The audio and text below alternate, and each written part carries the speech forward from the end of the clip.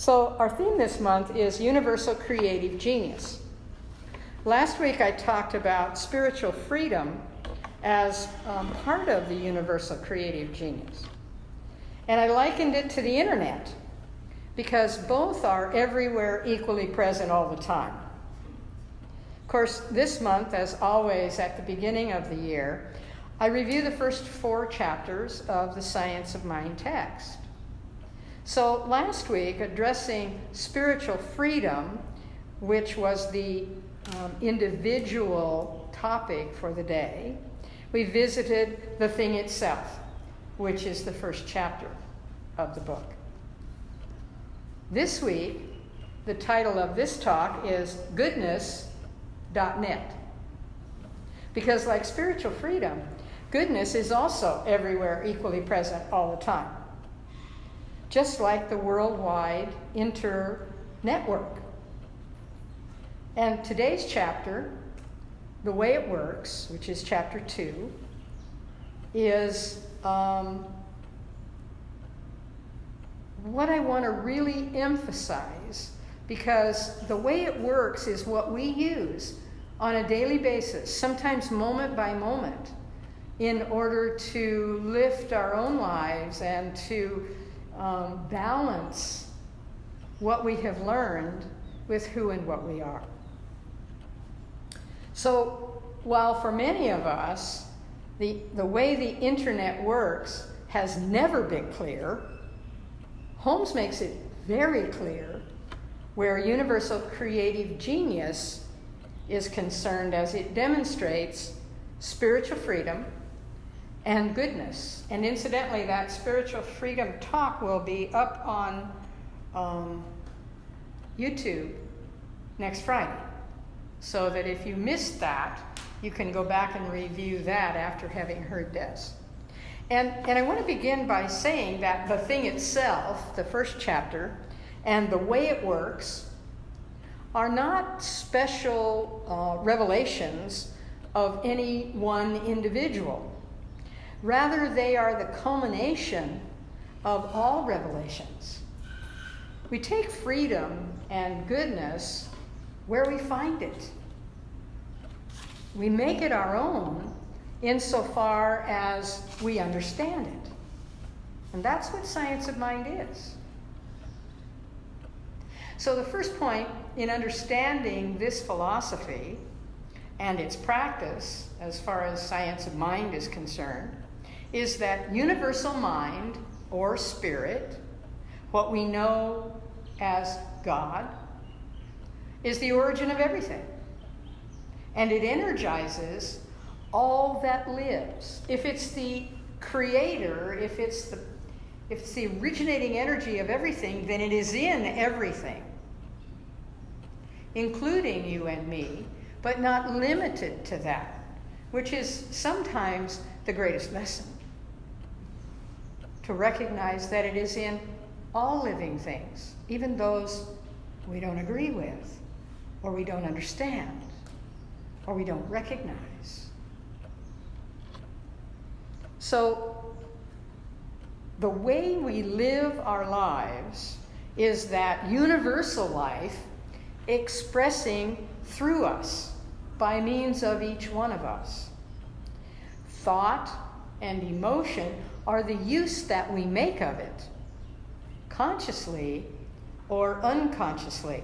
And the reference earlier during Standing in the Light about when I say yes to something or I agree to something and it is counter to who and what I am, my body reacts to that with different forms of stress. So sometimes our body knows what our mind has not yet recognized or accepted. What a magnificent lesson that is. That even when I don't think it consciously, or I'm not willing to address it consciously, the body knows. And it sends me a message. So we are real and actual, and we have existence as individuated expressions of creative mind. Spirit is all there is. And it is this out of which all things are made. Not just us, not just the what we call the human race, but all things. There is no other source. That's it, folks. Which actually makes it a lot easier. You don't have to be in conflict because you recognize there is one eternal force. It is a force for good. It is a force for loving and peaceful and accepting and compassionate. All of these positive, quote, emotions, unquote, that we experience in our human form. And Spirit expresses at the level of understanding or consciousness in each of us individually. Little or no knowledge or understanding, low level of expression. High level of knowledge and understanding, high level of expression. It's that simple. This is why we do what we're doing right now. This is why we do classes. This is why we get together for a variety of reasons and have dialogue. This is why you can go online on that magnificent internet and Google these things and find a myriad of sources available to you. Not all in science of mind. They come from all kinds of different persuasions. But truth is truth. And when it resonates with what you're learning, then you have the opportunity to expand. And if that's not enough, you have this. And if that's not enough, you have this. So many of you are already taking advantage of all of these things. It's like preaching to the choir. But the point is, in January, I get to remind you and myself of these basics because they are always valuable.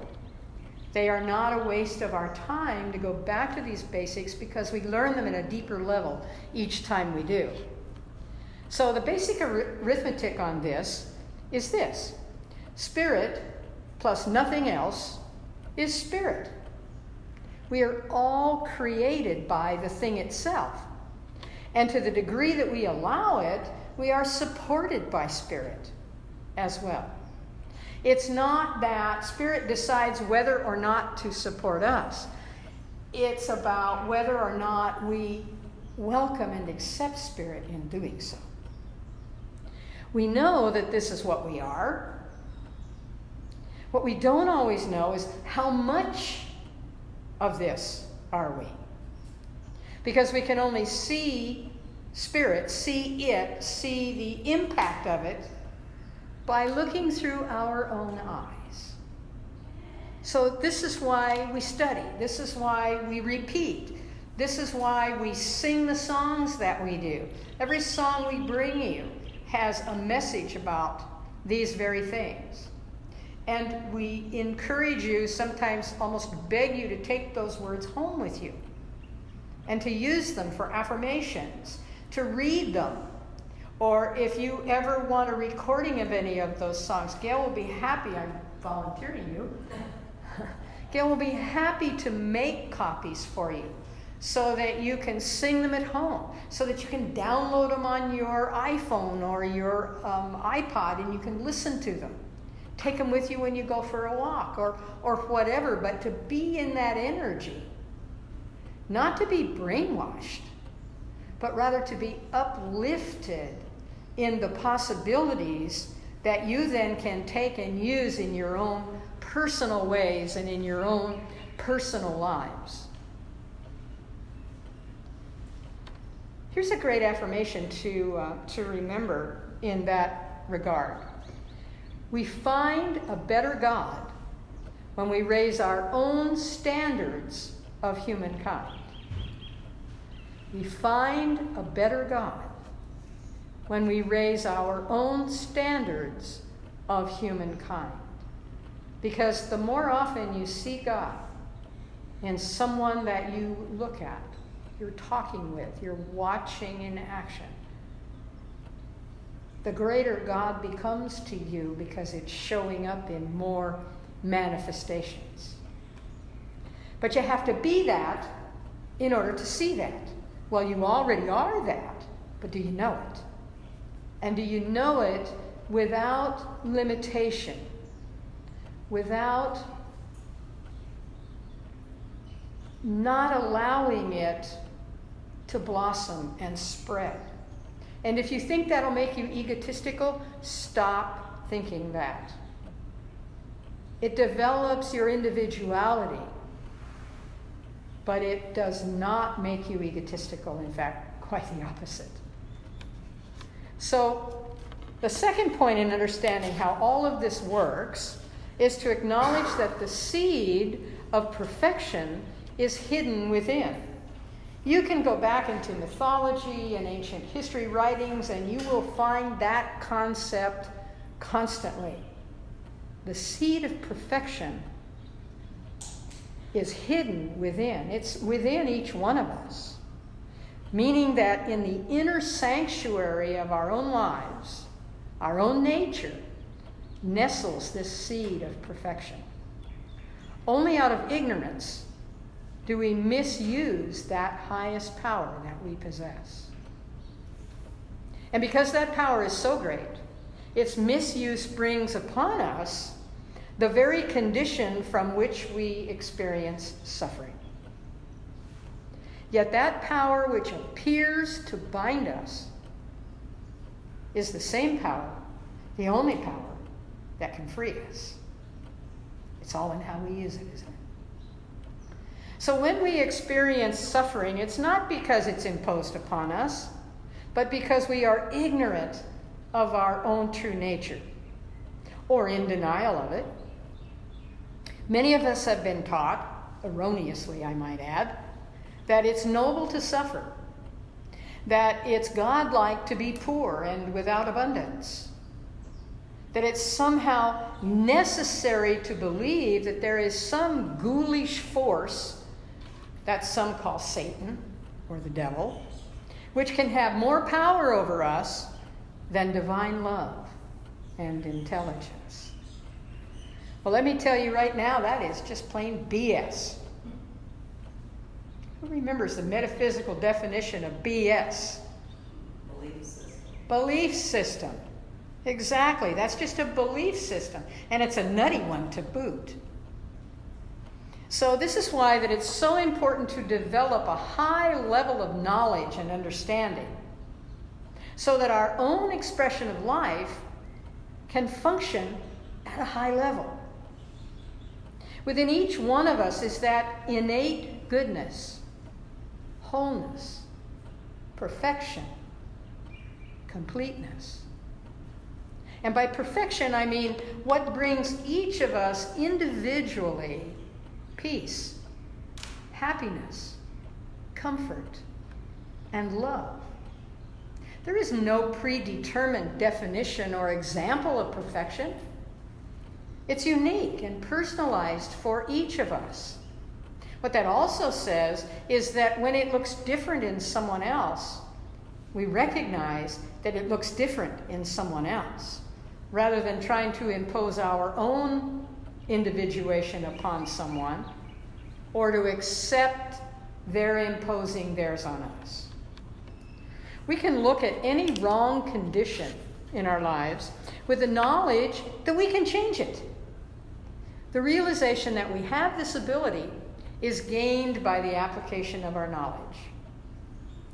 The practice of the science of mind calls for a positive understanding of the spirit of truth and a willingness to let this inner spirit guide us with the conscious knowledge that when we are in accord with this creative energy, nothing exists that can hinder it from outpicturing in our lives.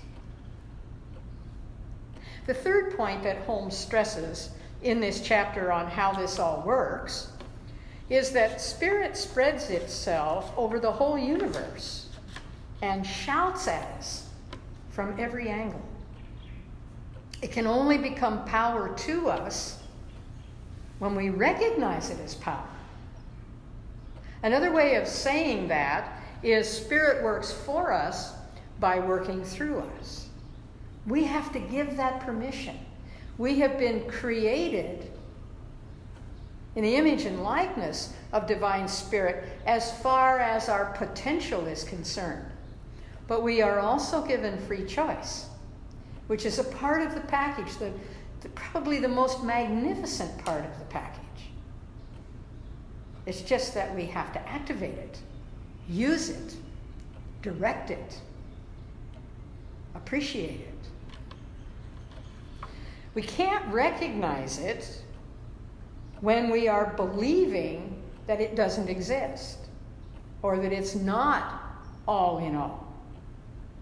The size of our good, therefore, becomes the size of our belief, or our belief sets the limit of our demonstration of a principle, which of itself is without limit.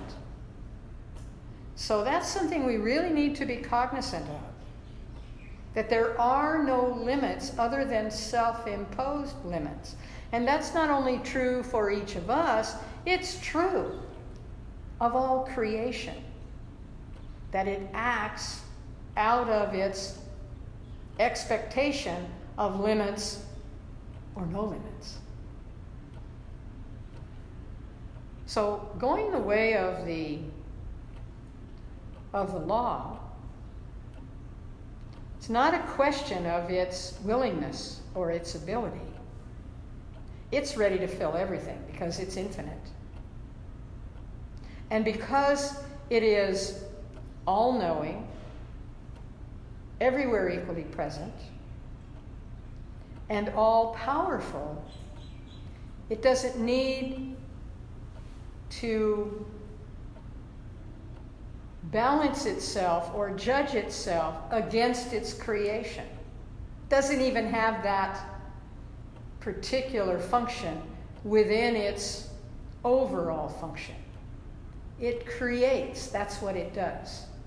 It doesn't judge its creation. It doesn't limit its creation. It doesn't even tweak its creation. We're the tweakers if we choose to be so. And sometimes the tweaking is fine when it's in a positive, self-affirming or life-affirming way. If it's not working that way, take a look at your tweaking and how you might adjust that. So the limits, truly, are merely a matter of our own acceptance and receptivity. So going the way of the law that is universal spiritual principles is a fundamental tenet of the science of mind. Nature obeys us as we obey it. Our obedience to it is our acceptance of it.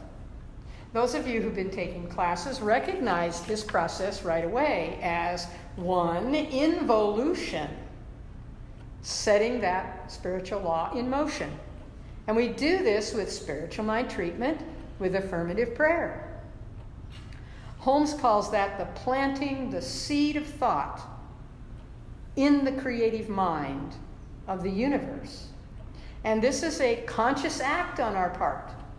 At least I would trust that it's a conscious act on your part. If things are happening in your life that are not going the direction you would like them to go, maybe you need to take a look at what's going in subconsciously or unconsciously as compared to consciously. It's an easy tweak once you realize that. So the second step in this process is volition. First involution, then volition. Conscious volition in the universe is what is meant as the Spirit of God, or God. And volition is its conscious choice. It's the action that we call forth. It's a conscious choice. It's always available for us to accept, reject, or tweak. And then 3, evolution, which is the result of involution through volition. The outcome is evolution, is the unfolding of effect. How often we talk about effect. Cause and effect. Effect, which we refer to as the demonstration or the result. What we talk about in standing in the light on Sunday mornings. What was your intention? What was your spiritual practice? And what was the result? The demonstration, the manifestation. So every Sunday we get a lesson in that. Be prepared. Take a look at your week. What did I do this past week? That is an example of involution, setting the law in motion with affirmative prayer, volition, speaking your word, putting it into universal mind, which can only accept it, and then 3, evolution, what happened? Plus or minus, what happened? Because the minuses are just as important as the pluses. There is always something to be learned by those minuses. Some people call them failures. They're not failures. They're results. They're not even mistakes. They're results. I got exactly what I put into mind. Only, guess who wasn't paying attention? Wasn't God. Not paying attention. So now I need to do it again. And I can do it and do it and do it until I get it the way I intend that it express by means of me. So the sum total of our thought will create a tendency in universal law that causes it to respond to us according to the sum total of that belief. And Holmes reminds us that ignorance of universal spiritual laws excuses no one from their effects. Better to be knowledgeable. And then the effects will follow accordingly. We don't will things to be done. Things are brought into being by the power of truth, expressed through self-assertion. That gives great impetus to learning and understanding how much one can demonstrate is as much as one believes. It's that simple. Not always easy, but it's that simple. So understanding that spiritual law is impersonal, available, mechanical, and accurate is our job.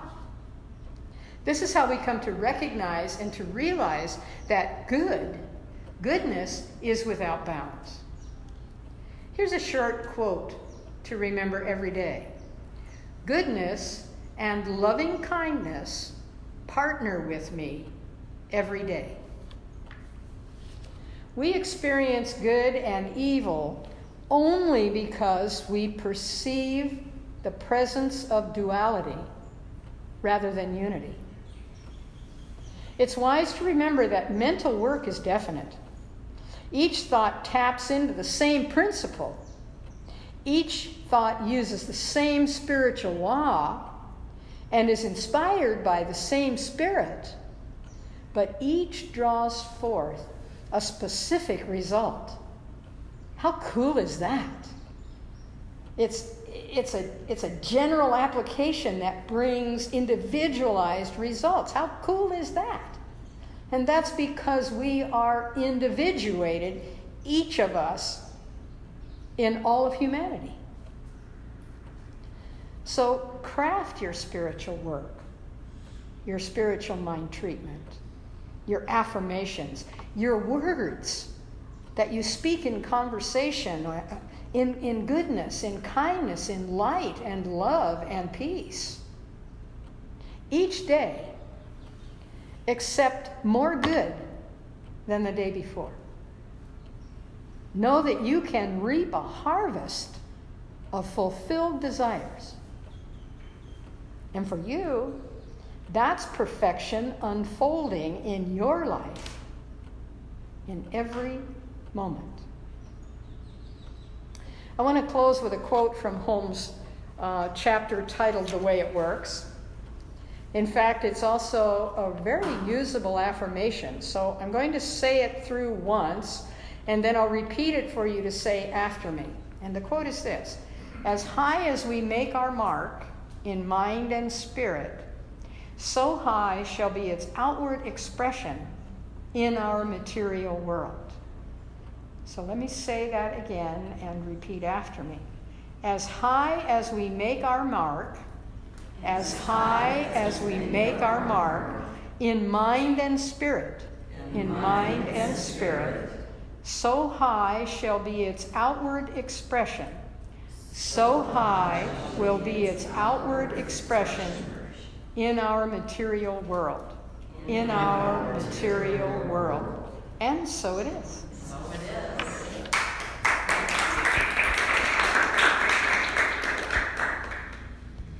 And if you need